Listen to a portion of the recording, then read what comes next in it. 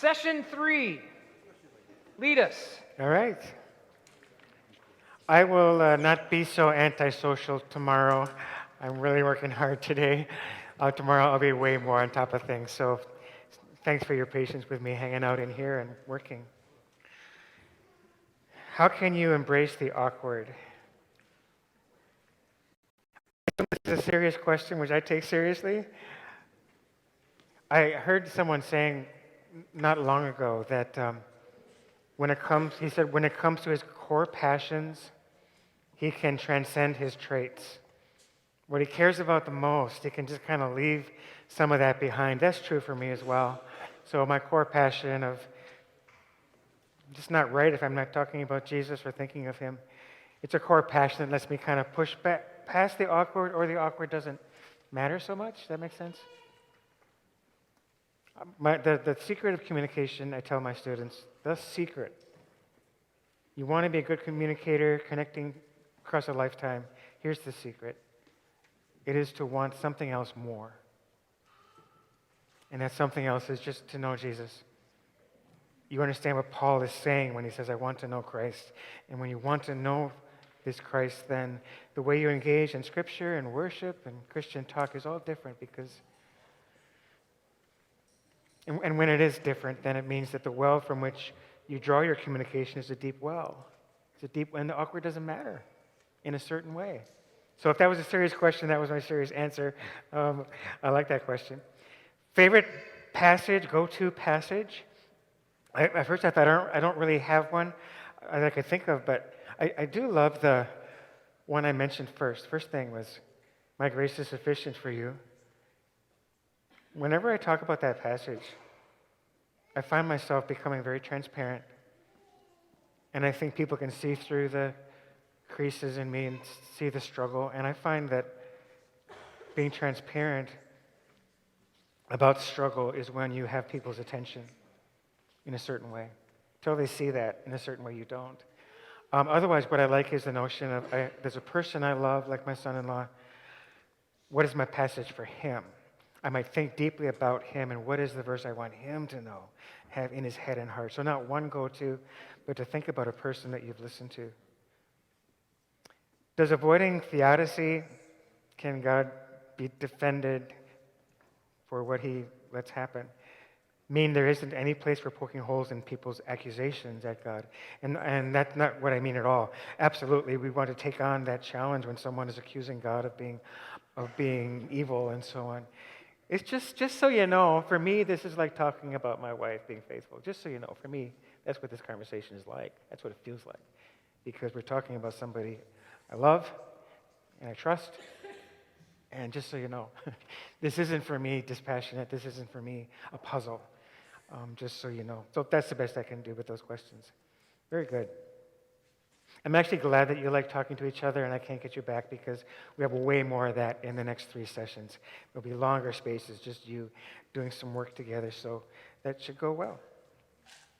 All right. So when I was in Tennessee, anybody know where here it is. When I was in Tennessee a couple weeks ago, the whole conference was kind of, in a way, about one story. I'm going to tell it briefly, a quick version. It was triggered by the question that had to do with the barriers that are so automatic. They just fly up, these barriers and walls between us once somebody knows that you're a Christian, you know. So the story briefly is Soren Kierkegaard, Danish Lutheran. Dad was a pietist, severe Lutheran pietist, hard man. Failed his son, Soren. So Soren Kierkegaard lost his faith entirely. Lost it completely. Became very jaded, very cynical. And he was the smartest guy in the room always, and so very able to fend off the frontal assault from other believers. No problem.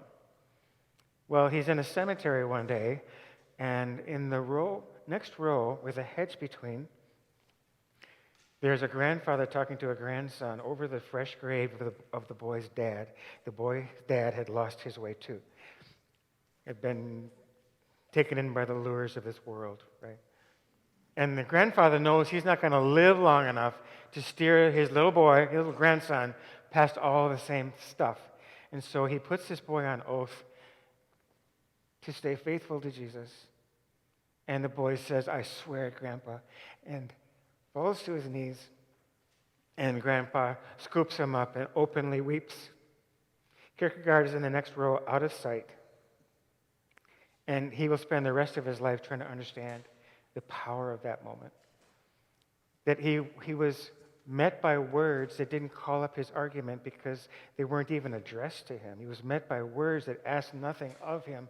Instead, he found himself drawn into this quiet, compelling talk about Jesus and forgiveness and heaven. And so that question of what do you do about the barriers is a very keen one to me. I'm very, very fascinated by that thought because the barriers are automatic in this culture. How to get to a primitive response to the gospel itself from people who think they already know, we've moved past that, we've seen through all that. How to get to a primitive, honest reaction is very, very difficult. And my dissertation was all about finding an answer in the forms of the Scriptures, that the Scriptures come to us in certain ways, like story, imagery, all those forms, I think, is the answer. I think that there's things we can yet learn in our communicating, especially in these really challenging communication scenarios. Just how do the Scriptures do it? And so that's another conference, but I do really appreciate that question. Tim Keller says people say about the church what Nathaniel said about Nazareth. What good can come from there? There's just no expectation of anything good at all. A writer years ago called this a Christ-haunted culture. Christ-haunted means it thinks it kind of knows, but it really doesn't. And so I don't know if I've said it yet. I may say it a couple times. Again, with our apologetic witness, not pulling those apart, never, ever, ever assume people already know. Never assume they have any idea what the gospel actually is. I've just learned to never assume that. And when we get into defeaters like the suffering, I'll never assume a person knows anything about a biblical view of what suffering is. They don't know that, and so my witness has to include that. What are we talking about? Well, where suffering comes from, sin, and what God did about that. Was not indifferent to evil, but made the problem his own, and that's the cross. Things God can only do through suffering. How suffering looks in the view of eternity. How it looks in the view of eternity. So there's a theology of suffering that just has to be part of our answer if people will listen to us. That makes sense? I can't assume you know any of that. And then I'm not going to try to get rid of the scandal of it. That there was something so wrong in me that the only answer was the suffering God. I can't get past the scandal of that. I'm not going to try to. But I think whatever we do with apologetics, it shouldn't be even half a step away from Scripture. So anyway, I'm getting ahead of myself. So patterns of resistance are fierce and firm and well practiced. A girl in my class a couple years ago, she put her hand up. I knew her story because she talked to me many times, but she put her hand up and said to the class, "You don't all know this, but I was an atheist." I had been talking to the class about the simple concept of balancing advocacy, just advocating the truth. No apologies, not like we're not sure because we're sure. So advocacy with openness, and not openness to error, but openness to a human being, openness to a person. Who is she? Where does she come from? What does this mean? How does she come to this view? What's it like? So that balancing, advocating truth with openness to a human being, easier said than done. But so I said that much. And this girl says, "Y'all don't know this, but I was an atheist." And her reason for being an atheist was being sexually molested by a pastor. A lot. Her whole childhood. Not Wells, not that matters, but... So she's an atheist, and what she said was, "You should listen to this because I met a lot of Christians just like Kierkegaard. I can fend off the frontal assault. I met a lot of Christians telling me a lot of good things." But she said, "I finally met one that understood what we're talking about now. I finally met one that was open to my story and heard it and held it and kept it. And listened and listened and listened and listened and listened and listened and listened. wasn't put off by the horrible stuff I was saying about God, wasn't given up on me, never gave up on me. And that's why, how does she end up at a college of ministry, for Pete's sake? Still afraid of gowns and trappings of church, still terrified of all that stuff. And yet,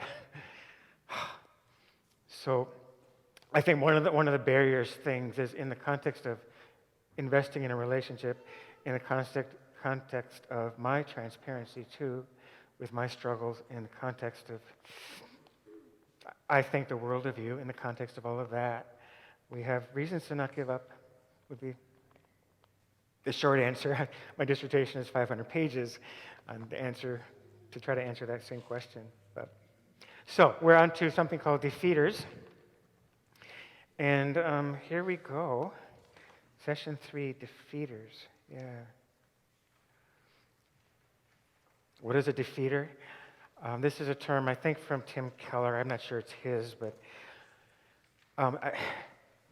if you read Sam Chan thinks defeaters aren't so important anymore. I don't know what he means, because we're going to see that the biblical warrant is a very good one to think this way.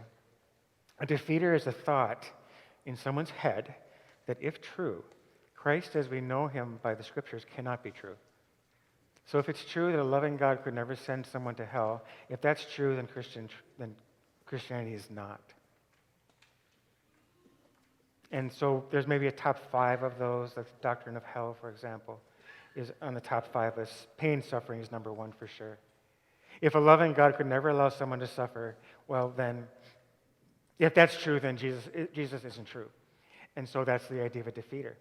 And I like the thought that they have this taken for granted quality. They feel self-evidently true. They may very well be unexamined by a person. You know, they all have beliefs inside them. They all have presuppositions that hide inside, but they may be completely unexamined. What's interesting is how they change from place to place and time to time, just different. So hell in our culture is a huge defeater, not every place. If you live in a land of just raw, ugly, gut-punching violence your whole life, then the fact that God is just and perfectly just and doesn't miss a thing in his justice, it keeps you from going crazy, you know? Keeps you from putting on a suicide vest, not to be too dramatic. It's not a defeater. Here it is. It's wrong of you to say you have the truth. That's a defeater in our culture. It isn't a defeater every place. If you don't even think you know, if you don't even think what you're saying is true, why would I care about it? And so defeaters change, and they come and go, and there are an endless supply. So I have a top 5, and then in my handout is a top 20.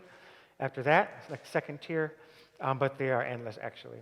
So it's more about what is our approach to them and getting used to maybe the most common ones would be the idea.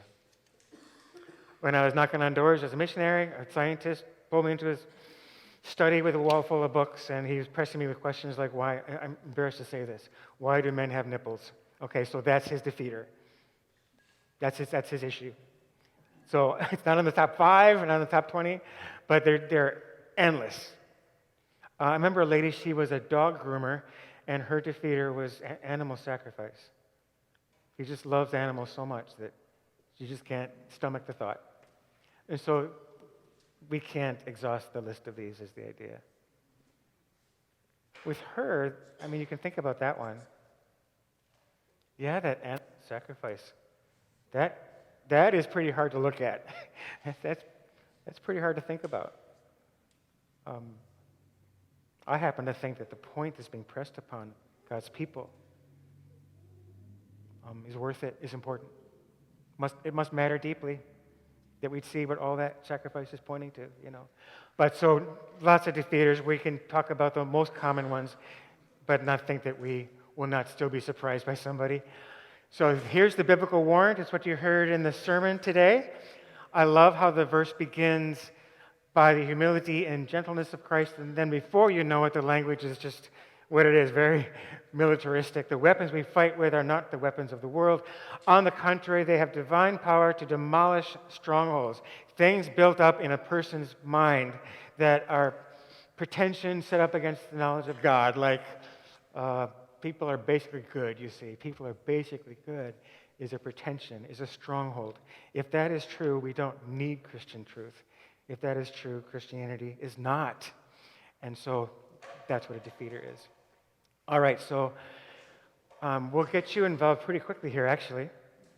And we'll be turning to a page, I think it'll be on the screen just a sec. So we will call this the apologetic conversation. It's a very natural conversation to have. As a missionary, all kinds of conversations walk down this path. If I think about it, I can make it happen more intentionally, but sometimes it just happens. And that is this flow. We witness to the reality of Jesus the way we always have. So this is nothing new. I'm not changing anything by speaking of apologetics. So the beauty and reality of Christ transparently communicated, just like we always have. Whatever our favorite ways are, favorite story, whatever. The idea is you speak in such a way that although the skeptic may not believe a word of it, may despise it, may think it total foolishness, but at least they understand why a person could want it to be true. At least they know what the singing is about among those who take it as true. That's number one. And the most natural way in the world, it happens that I can tell you're not buying it. Why aren't you buying it? And then comes your defeater. Wow, hell, loving God, whatever it might be. And the idea here to me is not to win the argument or prove anything. I like, again, the stone in the shoe from Kukul. The stone in the shoe is just to disturb you a little bit. How much sense did that really make? Have I really thought this through? The reality is that people can come up with more and more forever. That's the reality. That's why I don't put all my stake here. You know what I mean? What evidence are you willing to accept that Christianity is true? And you say none. Okay. Well, that's a problem of the will and of the flesh. It just doesn't submit and can't. And so we can come up with these all day long. The point is not to win the argument at this level. Maybe the stone in the shoe. The point is maybe to take a person seriously and have thought about these enough in advance that I have a good approach. It might be Kukul kind of questioning. What do you mean by that? Why do you think that's true? And off we go. Then, part 3 is to return to our, quote, apologetic of the word, return to a fuller articulation of Christian truth, and God willing to really actually get the word of God passing through a person's mind. And we can just be so crystal clear about the objective. Make sense? Witness of the truth of Jesus. Oh, you're not buying it. Why not? Well, here's why not. I'm going to learn what the defeaters are as I hear them and hear them, hear them. And stone in the shoe to try to get back to the third piece, which is a fuller articulation. And it could be, like Psalm 22 is going to be how I answer your question about suffering. Let's look at it. Let's read it. So, what I wanted to do today was turn to the handout. I think it's page 12.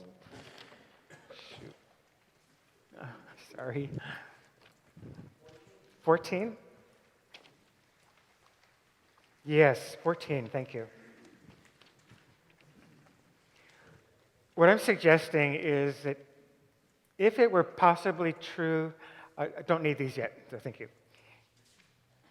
that we can be at the plate, we can be having that kind of Google conversation, we can be doing apologetics, so to speak, right now today, then I think that creates for the adult Christian a real need to know.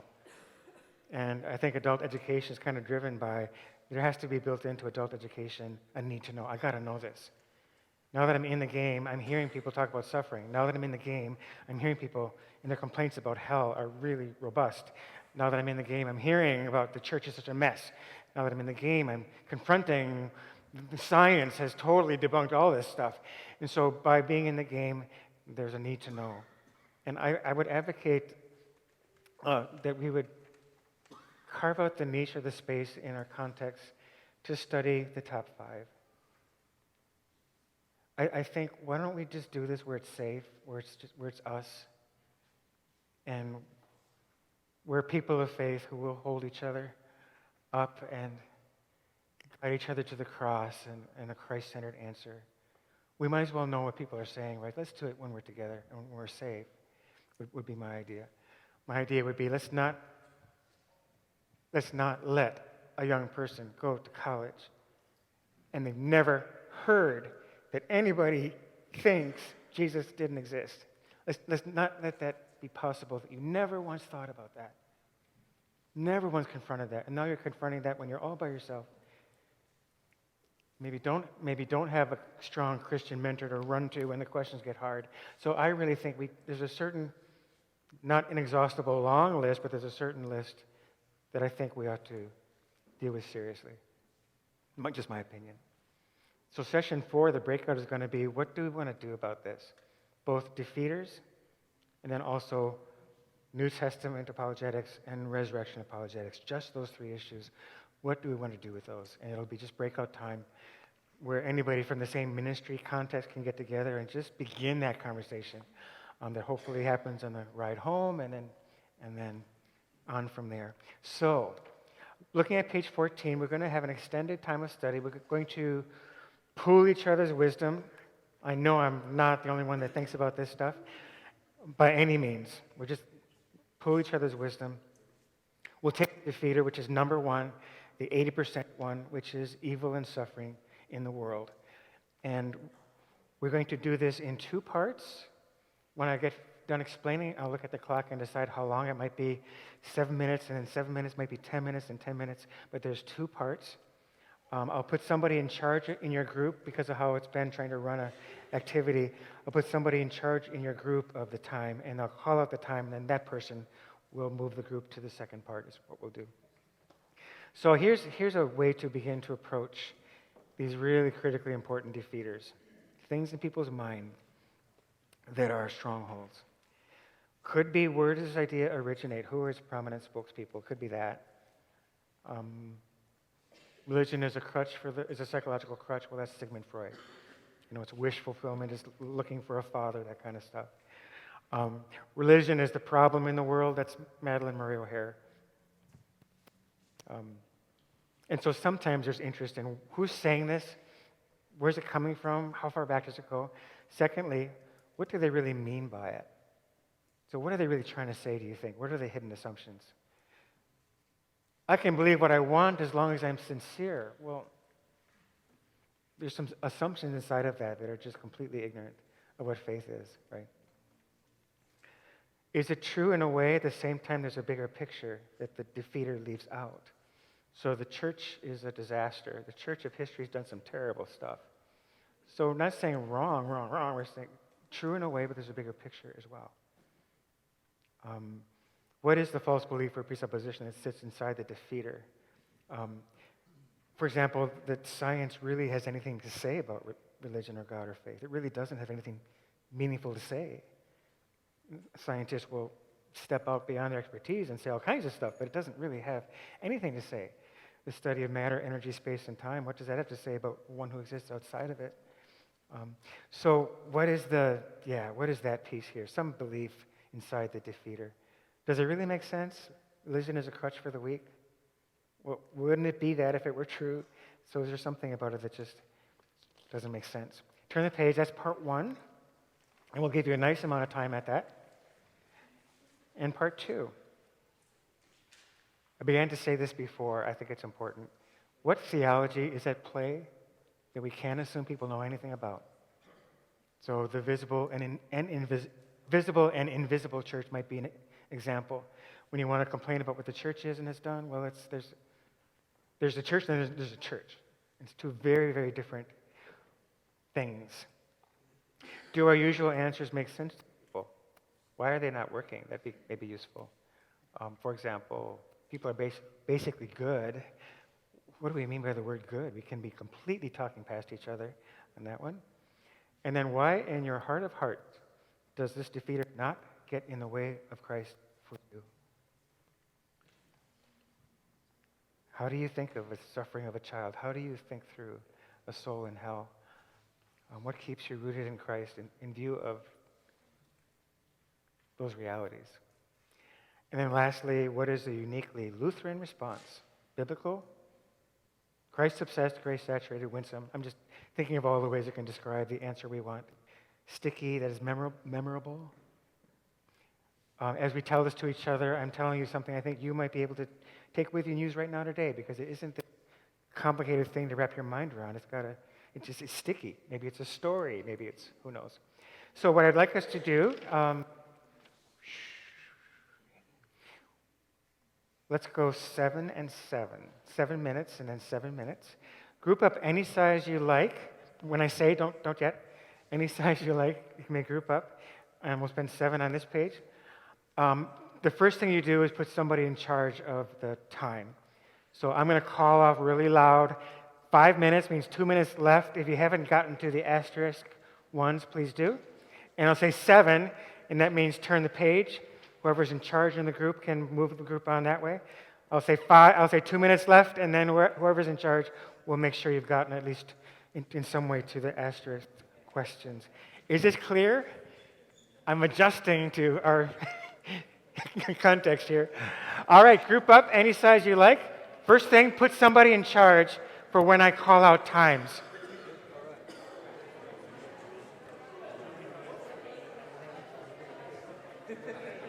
Job 1, put somebody in charge. Thank you. Clock starts now.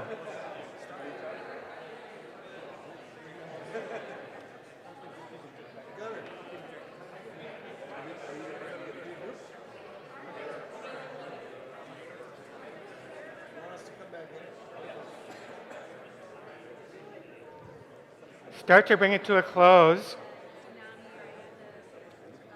Turn this way when you're ready to. Please.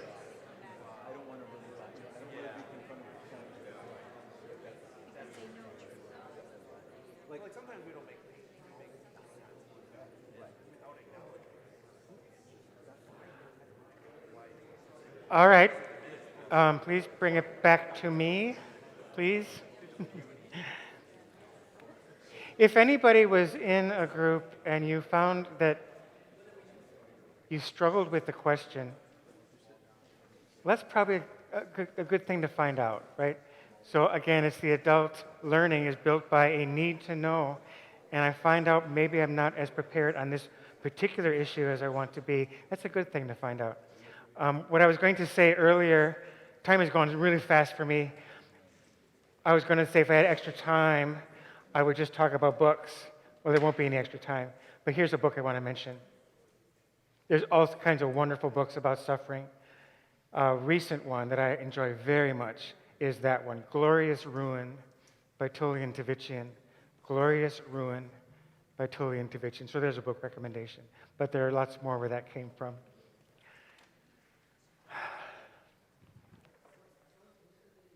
There on the handout you're about to receive. In fact, if that could be begun to be handed out, that would be great. Thank you. Vicars, is there vicars here to hand stuff out? I was a vicar once. I know all about it.